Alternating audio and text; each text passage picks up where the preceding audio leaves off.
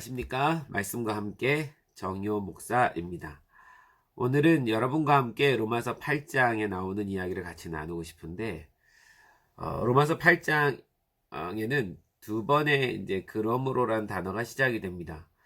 사실 그러므로라는 말은 어떤 이야기의 결론을 맺을 때 쓰는 단어죠. 바울이 여기서 그러므로라고 했다는 것은 앞서 1장부터 7장까지의 이야기에 대한 어떤 결론적인 이야기를 하겠다, 이런 의미로 보여집니다. 먼저 로마서 8장 1절에 그러므로라는 단어가 나오고, 그리고 8장 12절에 그러므로라는 단어가 나옵니다. 7장까지의 이야기가 무엇이었느냐? 바울은 7장까지 이야기에 있어서 과연 율법으로만 구원을 받을 수 있는 거냐? 이런 질문들을 이야기했습니다. 그리고 율법과 죄와의 상관관계는 과연 무엇이냐? 하나님의 의는 무엇이냐? 예수 그리스도의 은혜는 무엇이냐? 우리가 믿음으로 구원을 받는다는 것이 무엇이냐? 이런 질문을 풀어가기 위해서 바울은 율법에 대한 오해를 먼저 풀어주는 일을 했습니다. 그리고 하나님의 은혜가 전적으로 필요하다, 이렇게 설명했죠. 그거에 대한 결론이 바로 오늘 8장 1절입니다. 8장 1절에 그러므로 이제 그리스도 예수 안에 있는 자에게는 결코 정죄함이 없나니, 이렇게 시작하고 있습니다. 그리스도 예수 안에 있는 자에게는 결코 정죄함이 없다. 이미 전에 말했죠. 왜냐하면 율법으로는 도저히 구원을 받을 수 없기 때문에 하나님께서는 우리를 구원하실 수 있는 다른 계획을 가지고 있다고 하셨습니다. 그것은 자신의 아들을 육신의 몸, 즉 우리 사람의 몸으로 보내주셔서 우리의 죄를 없앨 희생 제물로 삼으셨다는 것이죠. 그래서 우리를 지배하는 죄를 멸하셨다라는 것입니다. 그러므로 그리스도 예수 안에 속한 자라면 이제 죄에 대한 정죄함은 없다는 것이죠. 죄에 대한 정죄함은 사라져야 한다는 것입니다. 이것이 하나님의 은혜로 우리가 구원을 얻었다는 것이고, 예수 그리스도로 인하여서만 구원을 받을 수 있다라는 설명입니다. 그런데 여기서 한 가지 이제 이런 고민을 하게 되죠. 그렇다면 나는 그리스도 예수 안에 속한 자인가?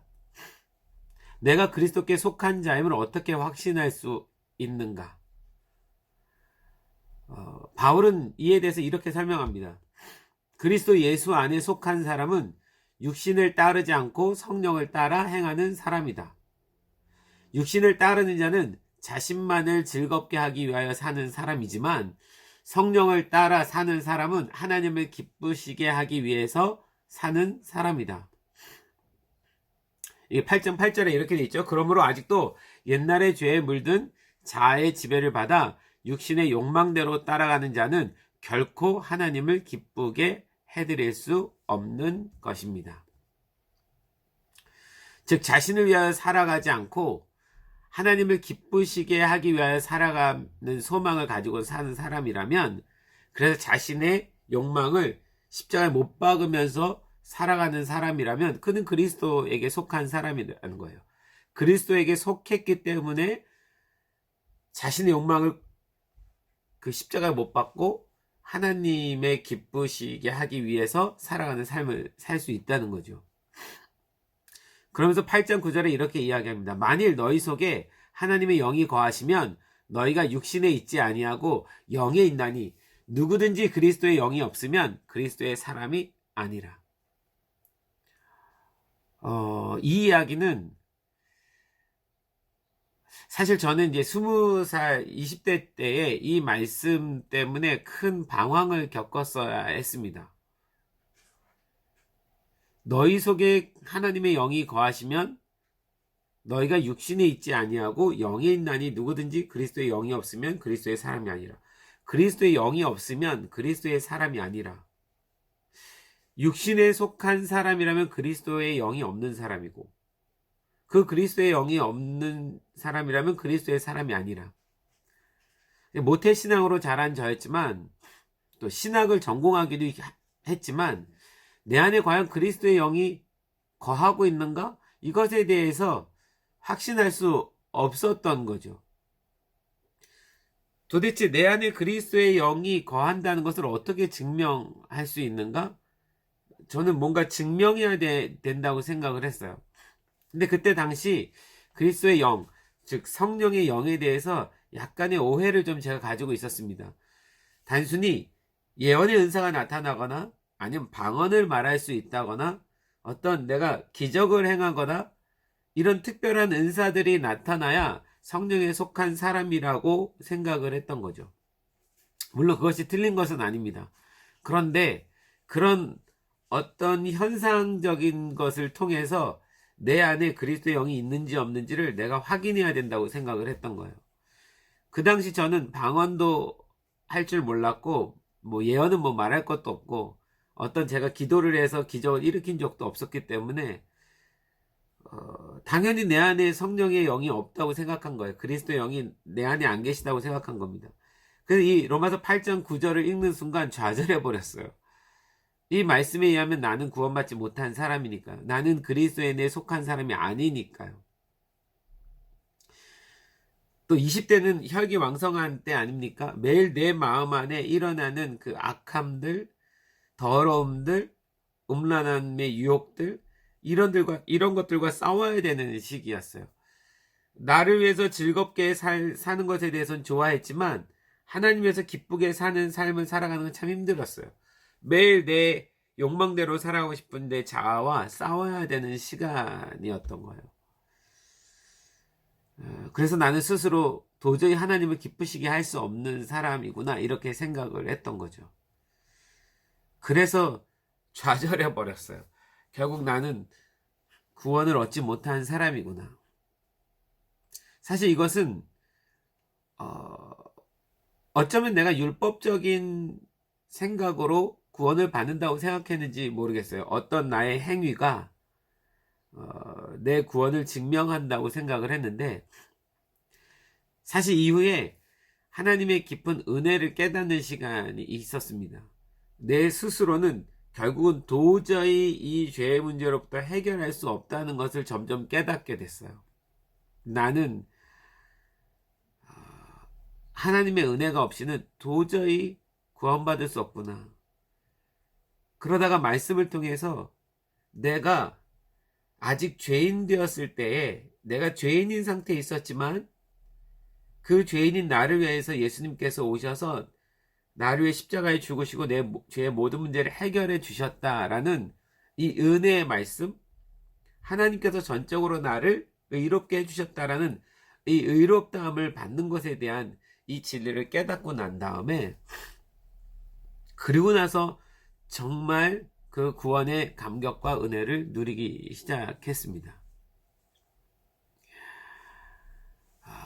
내가 할 수 있는 일은 그저 그 은혜를 믿는 것뿐이라는 거죠. 그 은혜를 깨달으면서 제 안에 그리스도의 영, 성령님께서 저와 함께 하시는 것 또한 느끼기 시작했습니다. 어떤 은사를 받았느냐가 아니라 내 안에 예수의 영이 함께 계시는 것을 알게 된 거죠. 그래서 저는 지금 제 안에 그리스도의 영이 함께 있다는 것에 대해서 확신합니다. 무엇으로 확신하냐고요? 그 무엇으로 확신하느냐는 것에 대해서 바울이 이제 두 번째로 설명을 하기 시작합니다. 육신대로 살지 않는 사람. 자, 두 번째 그러므로는 로마서 8장 12절의 말씀에 그러므로 형제들아 우리가 빚진 자로 돼 육신에게 져서 육신대로 살 것이 아니니라. 그리스도의 영에 속한 사람이라면 육신에게 져서 육신대로 살지 않을 거라는 거죠. 제가 전에는 내 어떤 육신의 거룩함의 행위로 구원을 받아야 된다라고 생각했다면 도저히 나의 행위로는 구원받을 수 없고 하나님의 전적인 은혜의 용서하심으로 내가 받을 수 있다는 것을 깨닫고 난 다음에 그리스도의 영이 내 안에 들어오셔서 내 안에 성령님이 영이 계시니까 나로 하여금 자동적으로 내 육신대로 살지 않게 해주시더라고요. 그 전에 성령의 영이 그리스도의 영이 내 안에 함께 하신다는 걸 몰랐을 땐 내 의지로 내 힘으로 거룩하려고 애를 썼는데 그리스도의 은혜로 인해서 그리스도의 영이 내 안에 들어왔다는 것을 알고 난 다음부터는 그 성령의 영이 자연스럽게 나로 하여금 육신대로 살지 않게 만들어 주었습니다. 바울이 그 얘기를 하는 거예요. 우리가 그리스도의 영에 속한 사람이라면 당연히 육신대로 살아가지 않아야 한다라고 하는 거죠. 성령의 영으로서 몸의 행실을 죽이며 살아가야 한다는 것입니다. 성령님의 영, 즉 성령님의 영이 이끄신 대로 살아가야 한다는 거죠. 그런 자들은 하나님을 아빠, 아버지라고 부르게 될 것이라고 말씀하십니다. 성령님이 친히 우리가 하나님의 자녀인 것을 증언해 주실 것이라고 또한 이야기하기도 하고요. 그리고 한 가지 더요. 마지막으로 그가 하나님의 자녀, 그리스도의 영에 속한 사람이라면 어떤 일을 행할 것이냐? 그는 당연히 예수 그리스도가 받으실 영광과 함께 동참하는 자면서 그가 받으신 고난에도 동참하는 자가 되어야 한다라고 가르치고 있습니다. 그리스도가 받으신 고난에도 함께 동참하는 사람이요. 내 안에 그리스도의 영이 있어야만 물론 그분의 영광에도 함께 동참하지만 그분의 고난에도 함께 동참하고자 하는 마음이 일어나는 거죠. 실제로 그렇게 고난에 동참하는 삶을 사는 거고요. 그러므로 바울이 말한 결론을 요약하자면 이렇게 됩니다. 그리스도 예수 안에 속한 자에게는 결코 정죄함이 없다. 성령의 영이 그를 죄와 사망의 법에서 해방시켜 주시기 때문이다. 그리스도 예수 안에 속한 자는 자신의 즐거움을 위하여 살지 않는다. 그는 하나님을 기쁘시게 하기 위하여 자신의 욕망을 십자가에 못 박으며 사는 자이다. 그리스도 예수 안에 속한 자는 하나님의 자녀이다. 그는 자녀이기 때문에 상속자이고 상속자이기 때문에 예수님의 영광을 상속받을 뿐만이 아니라 예수님의 고난도 함께 상속받는 자이다. 이것이 하나님의 영으로 인도함을 받는 사람들의 삶을 말하는 것입니다. 그 인도함을 받아 사는 자가 바로 하나님의 자녀인 거죠. 여러분, 우리는 그 하나님의 영의 인도함을 받는 자들입니까? 우리는 자신의 욕망을 십자가에 못 박으며 사는 사람입니까? 우리는 하나님만을 기쁘시게 하기 위하여서 사는 사람 맞습니까? 우리는 예수와 함께 영광도 받고 고난도 받기를 즐거워하는 사람 맞습니까? 내가 구원받은 사람인지 아닌지는 어떻게 증명할 수 있느냐? 내가 어떤 선한 일을 행했기 때문에 증명할 수 있는 것이 아니라 지금 내 삶이 내 죄에 대해서 그 하나님의 은혜 때문에 십자가에 못 박고 내 욕망을 다 벗어버리고 하나님을 기쁘시게 하기 위하여 사는 삶으로 내 삶이 완전히 전환되어져 가고 있느냐라고 묻는 거죠. 그 예수 그리스도의 그 영광과 함께 고난도 함께 받기를 즐거워하는 마음을 가지고 있느냐는 거죠. 그리고 예수님 때문에 정말 고난을 겪고 있느냐는 거죠. 누가 그렇게 살 수 있느냐? 그 안에 그리스도의 영을 가진 사람만이 그렇게 살 수 있다는 것입니다.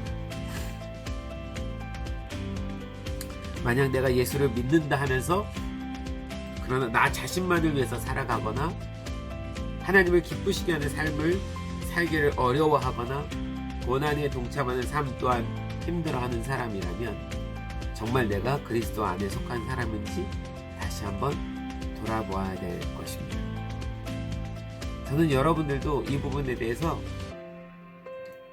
큰 갈등들을 겪고 그 갈등 안에서 이 진리로 다시 나오는 자유함을 경험했으면 좋겠습니다. 이 바울이 말한 두 가지의 그러므로 그리스도 안에는 정죄함이 없다. 그 정죄함이 없는 사람은 그리스도의 영에 속한 사람이다. 그리스도의 영에 속한 사람은 그리스도와 함께 자신의 욕망을 십자가에 못 박는 자이다. 그리고 하나님의 기쁘심을 위해서만 살아가는 자이다. 예수님의 영광과 함께 고난도 함께 받기를 즐거워하는 자이다. 저는 우리 모두 다가 주님의 영광도 함께 누리는 자녀이지만 고난도 함께 받는 정말 진정한 그리스도인이 되기를 소망합니다. 그렇다면 우리 안에 결코 그 어떤 죄의 정죄함이 없을 것입니다.